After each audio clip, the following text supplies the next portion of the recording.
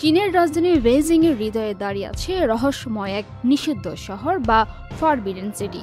প্রায় ৬০০ বছরেরও বেশি সময় ধরে এটি ছিল সম্রাটদের রাজকীয় প্রাসাদ, যেখানে প্রবেশ ছিল সাধারণ মানুষের জন্য সম্পূর্ণ নিষেধ।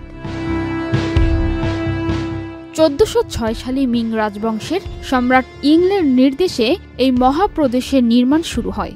১৪২০ সালে সম্পূর্ণ হয় এর কাজ। চারপাশে ১০ মিটার উঁচু প্রাচীর আর ৫২ মিটার চওড়া খাল দিয়ে ঘেরা এই শহর সবসময় ছিল পৃথিবীর সবচেয়ে সুরক্ষিত রাজপ্রাসাদ। প্রায় ৭,২০,০০০ বর্গমিটার জায়গা জুড়ে বিস্তৃত এই কমপ্লেক্সে রয়েছে ৯,০০০-এরও বেশি কক্ষ। প্রতিটি স্থাপনায় চীনা ফ্যাংশুই দর্শনের প্রতিফলন।